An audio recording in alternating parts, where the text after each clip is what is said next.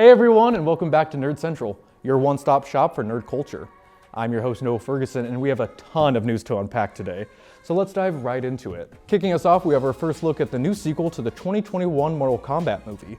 Entertainment Weekly gave us 4 new images of hit characters like Shao Kahn, Katana, Scorpion, and Johnny Cage. Cage is being played by Carl Urban, who has been in other great productions, like his role as Billy Butcher in The Boys, and Éomer in the final 2 Lord of the Rings movies. Safe to say that Johnny Cage is safe in Urban's hands. Next, we got the first trailer of the new Lilo and Stitch live-action movie. In the trailer, we got to see the live-action version of Stitch, and it was very impressive.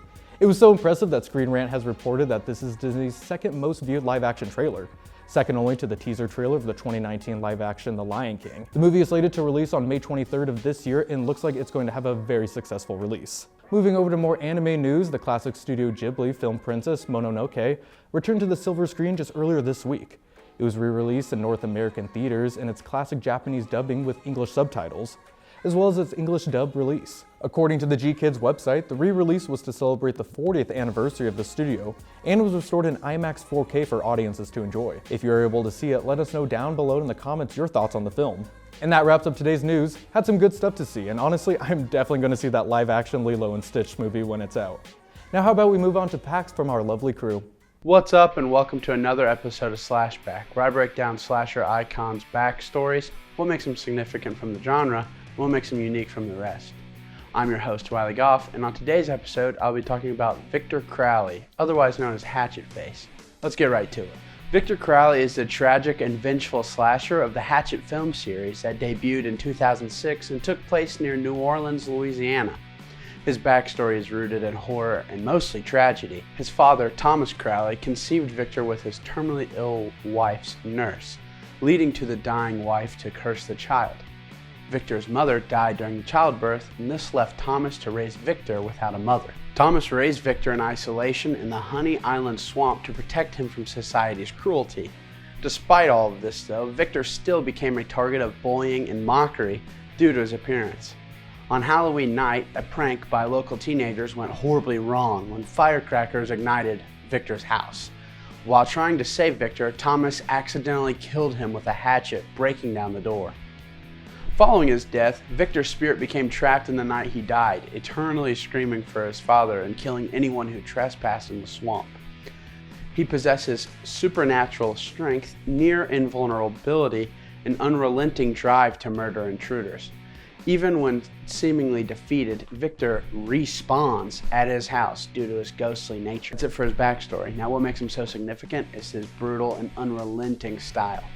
Crowley's kills are exceptionally gruesome and over the top, often leaving victims dismembered and mutilated. His methods are varied and inventive, showcasing a level of brutality that surpasses many classic slashers. Another thing that makes him so significant is that while many other slashers are driven by pure evil or revenge, Victor's origin is rooted in pure tragedy. Born cursed and disfigured, he was isolated and ultimately killed in a horrific accident. His eternal torment and quest for his father add a layer of emotion to his character, making him more than just a mindless killer. That's what makes him significant. Now what makes him so iconic is Crowley's appearance. It's very distinctive, especially in his monstrous disfigured form. While other slasher icons like Jason or Michael wear masks, Crowley's scarred face and big zombie-like physique make him stand out visually. Another thing that makes him so unique is the setting and atmosphere. The Hatchet series is known for its campy, over-the-top horror mixed with dark humor, which sets it apart from other slasher franchises. Victor Crowley's story unfolds in the swamps of Louisiana, which adds a unique, eerie atmosphere compared to the more urban or isolated settings of other slasher films. This will wrap up my time here on Slashback. Tune in next week where I'll be talking about the famous doll, Chucky. I've been Wiley Goff, this has been Slashback, and thank you for watching. Hey everyone, and welcome to the 3 Count. I'm Wiley, and today we're going to be breaking down the rivalry that had it all. Drama, controversy, and a lot of questionable booking. That's right, we're going to be talking about the feud between Edge and John Cena, a rivalry that had some of the highest highs, but also some frustrating lows. It started with a bang. Edge cashing in the first ever Money in the Bank at New Year's Revolution 2006. Finally, something fresh. Fans were thrilled to see Edge take this top spot, and yet WWE yanked the rug from out under him just 3 weeks later, handing the title back to Cena at the Royal Rumble. Why? Because the WWE just couldn't let their golden boy take a real loss. Edge did his best to carry this rivalry, bringing unpredictability and real heat. His antics were gold, spearing him through tables, and making rated R era must-watch TV. Meanwhile, Cena, the same formulaic promos, the same Superman-style booking, the same refusal to lose clean. And let's talk about Unforgiven 2006. The TLC match in Edge's hometown of Toronto. A masterpiece, right? Sure, but let's be real. Edge should have won. The crowd was electric, fully behind him, and yet WWE booked Cena to once again triumph, sending Edge through 2 stacked tables.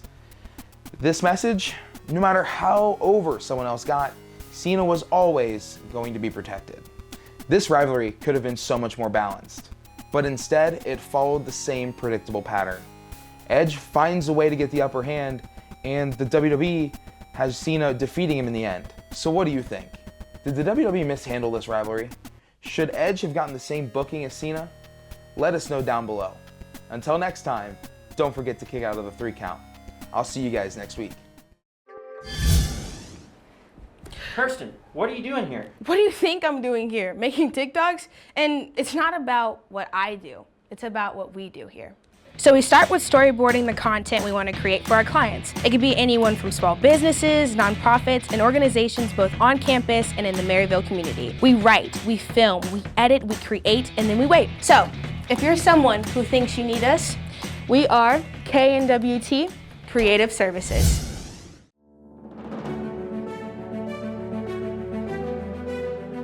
Welcome to Untold Stories, your brand new spot for an inside look at everyday people. We'll be taking a behind-the-scenes look at anything from libraries to your favorite local restaurant or even your next-door neighbor, showing off all the parts of their day you wouldn't usually see. Finding the reason why people do what they do and what keeps them going each day.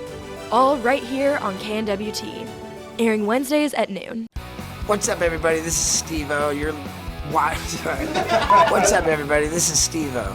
You're watching KNWT, practically the national champs of college TV. Yeah. Yamcha is the most useless character in the Dragon Ball franchise. Yeah, that's how we're starting this episode off.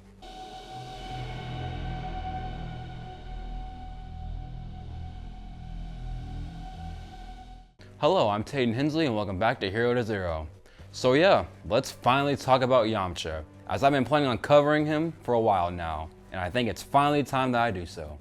Before I say what I have to say about Yamcha, I have to explain why he's on Hero to Zero to begin with, by talking about his origin, because back in the original Dragon Ball series, Yamcha was well utilized. In the beginning, Yamcha was a fierce warrior as he was a bandit and used to be an opponent to Goku, but would eventually become friends with him. Yamcha is a very talented martial artist and at one point was considered to be one of the most powerful humans on Earth. Having the skills to fight alongside the rest of the Z fighters, techniques that he has is the Kamehameha, the Spirit Ball, and the Wolf Fang Fist. But that's pretty much it about Yamcha's abilities. But let's talk about his downfall and why I believe that he is the most useless out of all the Z fighters. So, for starters, Yamcha is a very clumsy character in Dragon Ball Z, as he's supposed to be more of a comedic character, and well, in the Saiyan saga, he gets distracted when he was fighting a bunch of Saiyamen and gets killed when he would create the infamous Yamcha death pose, in which this image would become a meme, and this would be the beginning of the internet seeing Yamcha as a joke. And in the manga, the rest of the Z fighters didn't even think about him when they used the Dragon Balls to bring the rest of the fighters back to life, which I mean, is just sad. Then, in the Android saga, he gets his energy absorbed by Dr. Gero and then dies, but he kinda just lets it happen. I mean, he didn't even try to escape. Me personally, I wouldn't let this happen. I would at least try to get out of this situation instead of waiting for Goku and the rest of the group to put a stop to it. And this probably could have been avoided if he just tried to move his arm out of the way or ki blast him or something. But no, he just keeps his hands on Gero's arm. Then, he lost his girlfriend Bulma to Vegeta and tried to win her back by attempting to train like Vegeta, but he realized he wasn't built for it. I've always found this scene to be funny as he couldn't handle the pressure from all the gravity. Even Goku knew that Yamcha was useless, because when the universe needed protection, Goku didn't even recruit Yamcha. At some point, they are going to ask me to join the team for the tournament, right? I mean, surely they have to want me there. Yeah, I'm sure they'll get around to it. Eventually. Now, people debate that Krillin is worse than Yamcha, and personally, I don't see that, because at least Krillin had some time to shine despite not being strong as the rest of the fighters. But at the end of the day, Krillin had a happy life with Android 18, while Yamcha just had baseball, I guess. Yamcha's downfall needs to be studied more in depth because there's more I could talk about, but unfortunately I have run out of time. So with that, I'm Taden Hensley, and this has been Hero to Zero.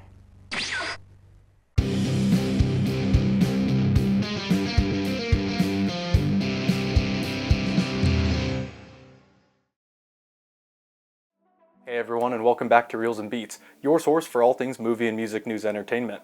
I'm your host Noah Ferguson, so let's hop right into the news. Last week, Billboard announced the way that chart stats are achieved, with new rules coming up. According to chart data, effective April 4th, digital D2C exclusive versions cannot be put up for sale during the middle of the first week.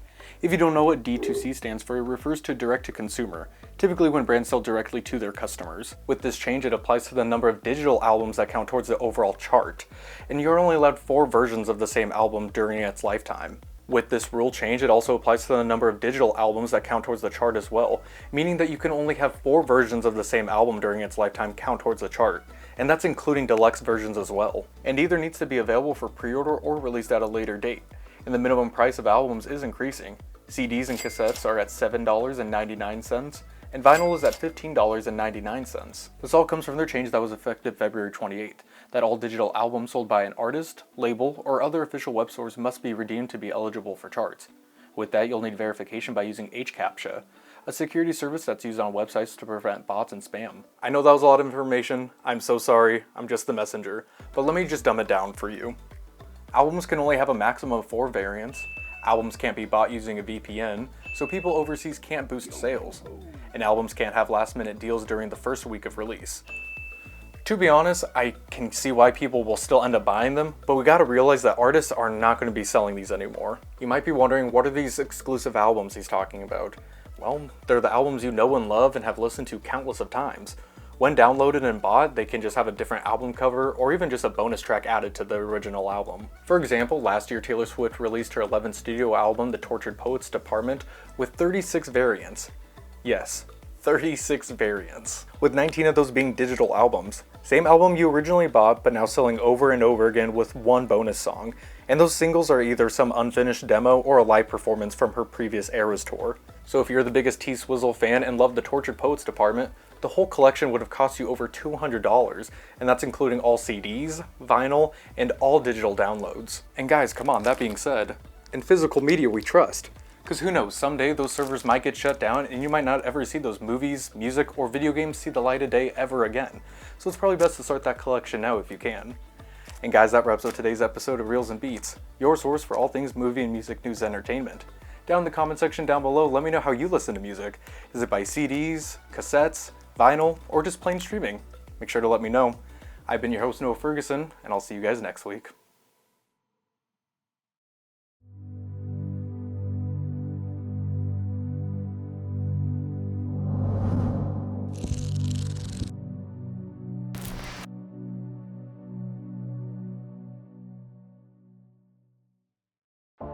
Welcome to Tales of the Dice Roll, a story-driven role-playing show. This season, we're in Downpour, Nebraska at Robert Olmsted High. Here, you'll have the opportunity to explore your interests. Wait, what's up? Build connections with your peers.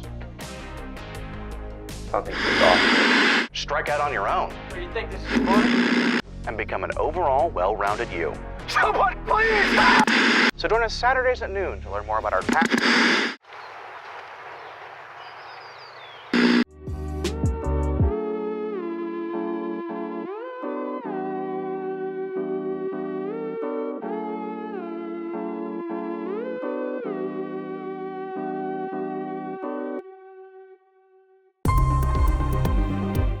Hello and welcome back to Nick's PSA Reviews.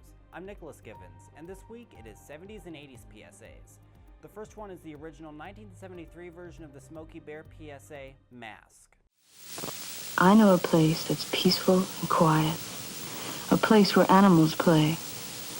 It's called the forest, but every year we start forest fires. A careless match or cigarette and poof, fire. So the next time you're in the forest, be extra careful, okay? If you knew it was me, would you have listened? The mask removal here is creepier than the 1980 revision. Not only that, Smokey here is very poorly designed and his tone is arguably much less friendly. I like the message, but I'm glad that they revised the PSA, as this version is, in my opinion, garbage because of the fact that Smokey looks weird, probably due to financial reasons, as Joanna Cassidy does appear in this. The scare factor for this one is a 7 out of 10. This is because of how downright scary the mask looks, as well as how Smokey looks here, probably due to having Joanna Cassidy in this one. Models are not cheap. I am glad that they redid this one several years later, which lowered the scare factor. I honestly get the heebie-jeebies watching the original because of how Smokey looks. I like the overall message, but I think the 1980 remake did a better job of delivering it because of the financial factor. The next one we will be talking about is from 1984 and was produced by the American Cancer Society. Directed by David Fincher, here's the infamous Smoking Fetus PSA.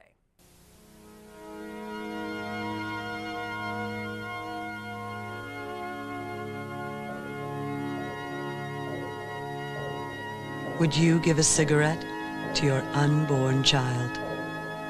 You do. Every time you smoke while you're pregnant. This caused some controversy, and it shows. The creepy music and the creepy looking fetus smoking a cigarette are what caused the controversy in the first place.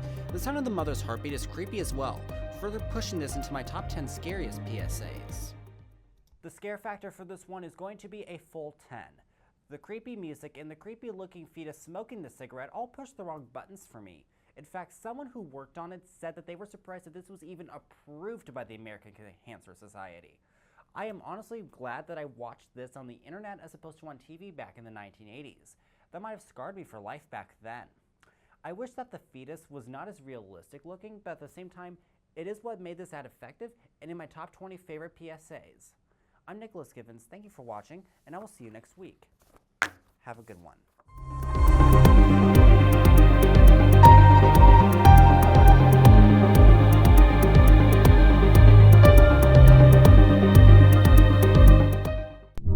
Welcome to another episode of Star Wars Lore. My name is Joe Huber, and today we'll discuss who is more powerful between Palpatine and Plagueis. Near Palpatine's completion of his training from Plagueis, he was to be elected as Supreme Chancellor of the Galactic Republic.